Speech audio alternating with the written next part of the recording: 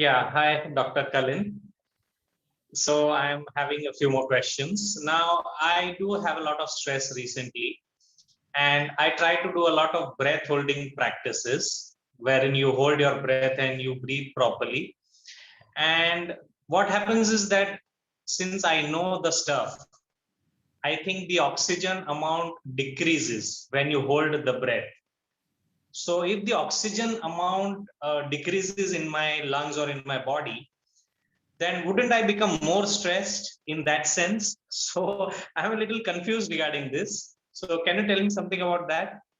Yes, excellent question actually, because many times what happens is that our breathing pattern is such that oxygen is supposed to be going into the cells and the carbon dioxide comes out.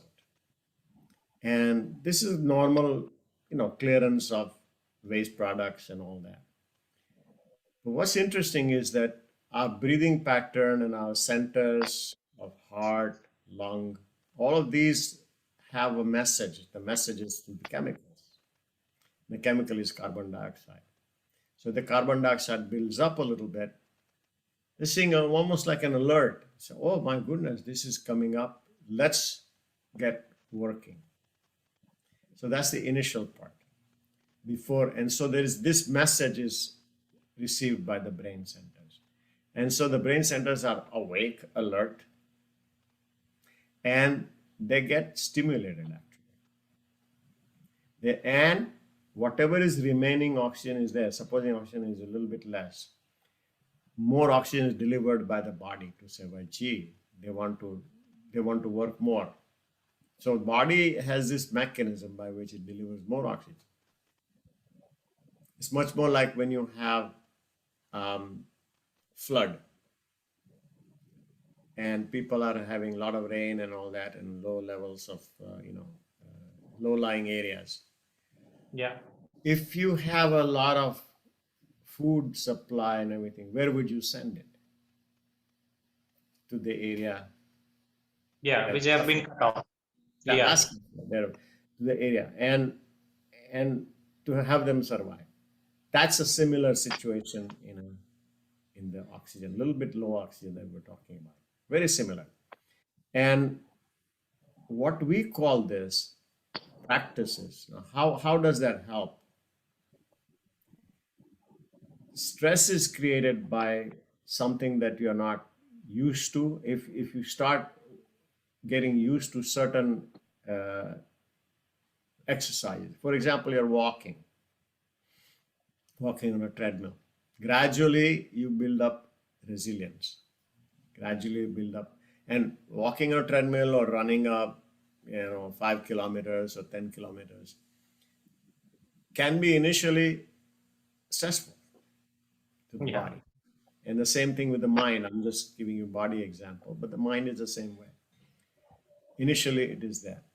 Once you start doing it on a regular basis, now you are able to do 10 kilometers with no change in how you feel about it. Yeah. Same thing happens with people who go to sleep. People live with, they say 8 hours of sleep is necessary.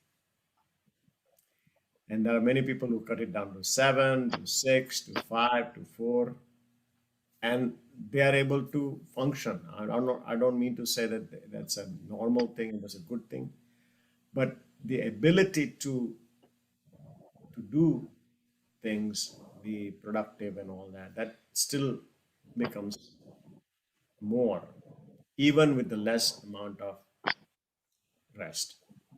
So this is called building the resilience. And that's basically changing the message system that we're talking about. So when we do the breath practices, when we do breath holding, we're training our body to say how less can we live on. Same thing with if you have money coming in, let's say 1,000 rupees, $1,000, whatever coming in, and you start cutting it down, you will find a way to still survive. You cut down on some things and all that. So that's another example. So the same thing Yeah. holds true, and the awareness comes in. So when we do this, let me go through one example. For example, we'll do a breath holding practice. Okay. Okay. Inhale, exhale. Inhale, exhale. Last time when we do inhale and exhale, after exhalation, you would hold your breath, pinch your nose, and start counting. Count till about 15, okay? Inhale, exhale. Hold your breath, pinch your nose, and count to 15 in your mind.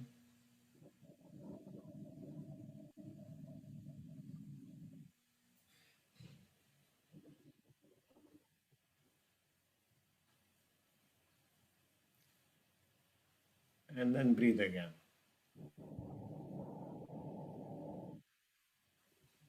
How much of breath are you needing? More than you did before or the same? A little more. Little more. What that meant is that you are used to holding the breath less than 15. Means you are making an attempt. So let's go to 10. Okay. Inhale. Okay. Exhale. Last time. Inhale, exhale. One more time. Pinch your nose and hold your breath. And count to 10.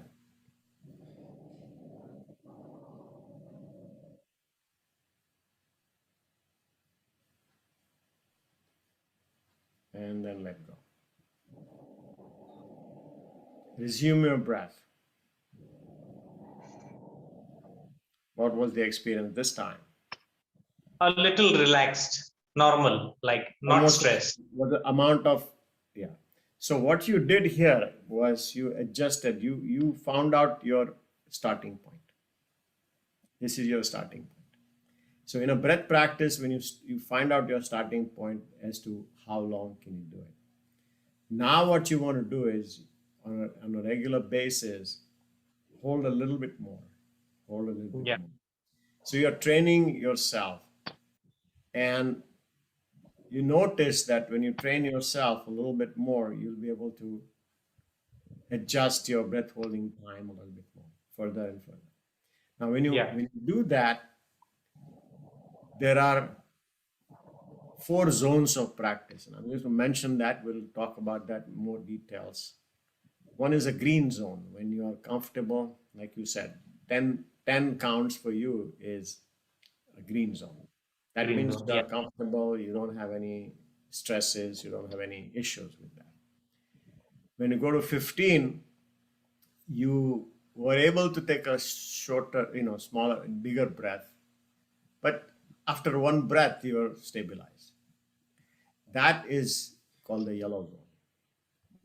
When you can just regularly, take your breath and you're fine. And, you can adjust yourself, take a little bit of, rest and maybe in exercise, same thing. What happens is when you start getting tired, supposing you're lifting weight and your arms start getting tired, you stretch yourself a little bit. Have you done stretching along with exercise? Yeah, I've done some when I was young, not now. Recently, not now. Yeah, but when you stretch, what happens to the muscles? They get relaxed, they get more blood circulation, the Yeah. lymph material empties, all that. So you're getting back to with simple practice like that, you're getting back to normal. But you are having some stress, as it were, some changes, which you Yeah. notice. That's called yellow zone. Now continue to expand your yellow zone gradually with practice. Now the next one is called the orange zone. An orange zone is something that you need some external help, a little bit more of external help. For example, your breath, you're doing a little bit of breath. You may need a recovery. You may need a little bit more deeper breath.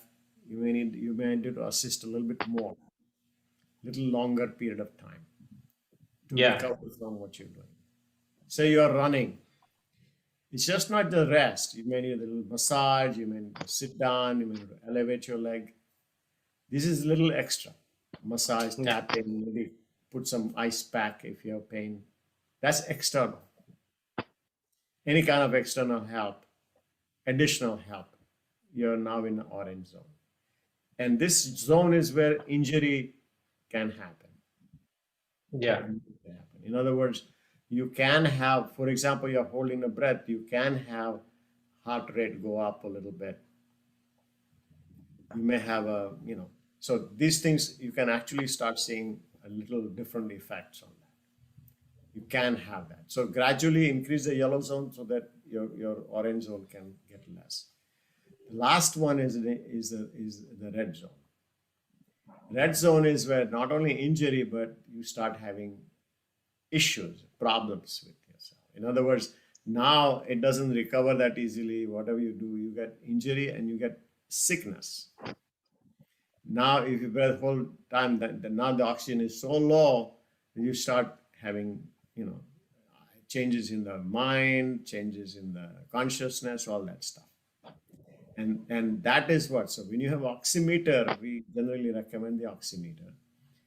You go to usually the green zone is 95, 94, up to 9, low 90s, oxygen level.